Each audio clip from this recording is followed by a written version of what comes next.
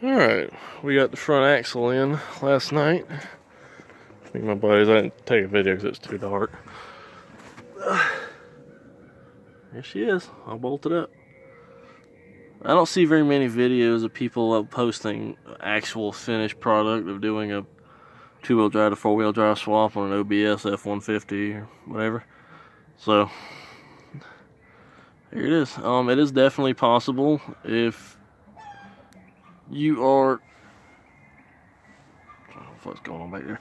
If you are planning on doing the swap, my only suggestion to you is bring friends and a couple jacks and a lot of willpower, because it's a bitch. First thing you're going to want to do is make damn sure you keep the axle together when you're doing this. Keep it in one piece, don't separate them. Put your radius arms in first, bolt those up. You don't have to tighten them all the way, just get them bolted up. Get those bolted up. The other one too, over there. And like I said, make sure you keep the axle together. I found this out the hard way. Trust me, I'm speaking from experience. Get those bolted up and then start bolting this arm and the other arm over there. The bolt for this arm is right there at the tip of my finger. And this one, of course, is right there. Now, once you get those bolted up, tighten those down, and then tighten your radius arms down. And let me think.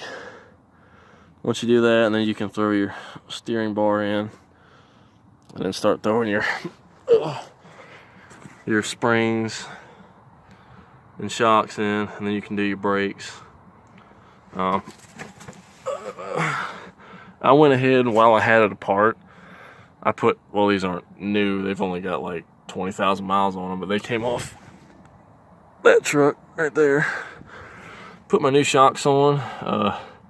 These are springs out of a Bronco. They were holding up a 5.8, so I don't know, maybe they'll ride a little better, I don't know. I'll figure that out later. And went ahead and put brand new brake pads on it, just for the heck of it.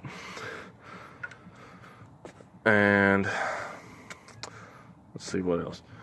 But yeah, when you're doing this, just make sure you follow that procedure. Radius arms, and then arm brackets, or cross member brackets, and then you can do everything else.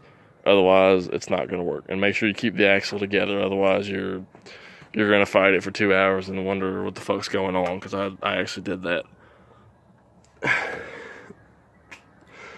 But as far as that goes, in case any of you are wondering why the tires are cambered in like that, it's because there's no engine. Go figure. As far as the inline six goes, the swap goes on this truck. I got the engine transmission apart. I've got to put a clutch and flywheel. I think it's just missing like, I don't know, fucking 4 or 5 teeth on it, on the flywheel. Anyhow, if you're doing the inline 6-cylinder swap and you had a V8 in here, first thing you're going to want to do is there's a motor, one of these brackets is here. You're going to want to take that off, otherwise it's not going to clear the exhaust manifold on the 6-cylinder.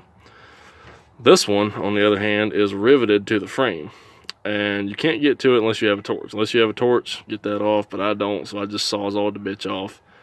Just enough to clear the oil filter. Fuck it, I'm just going to send it like that. And took the motor mounts off the donor motor, or donor truck, bolted those on. I already had the holes in the frame. I just took the bolts, bolted it all up. Simple as that. And as you can see, I took the clutch block off plate and put that on. And I still got to take this cross member out and put the four-wheel drive cross member in it. And let's see what else.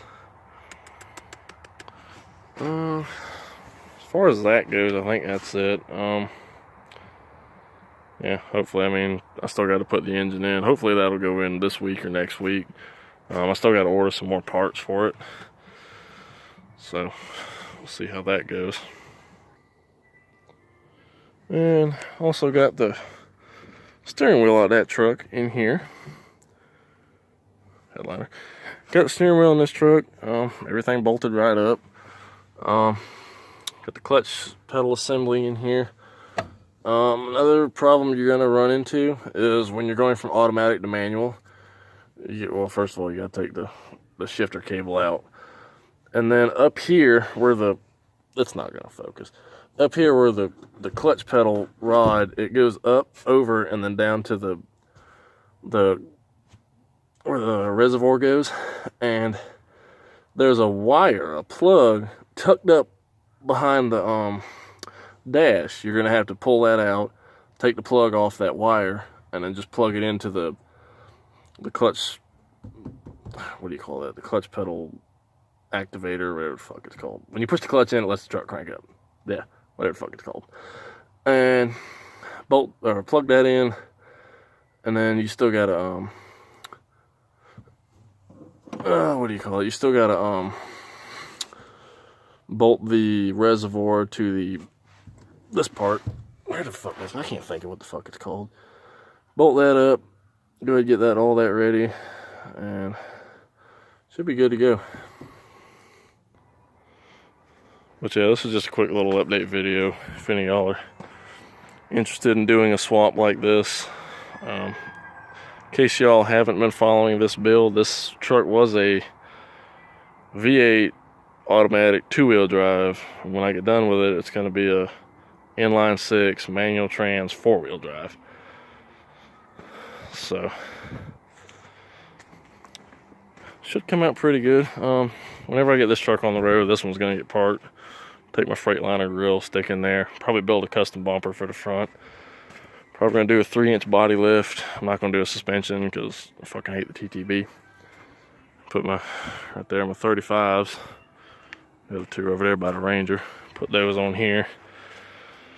And just fucking send it.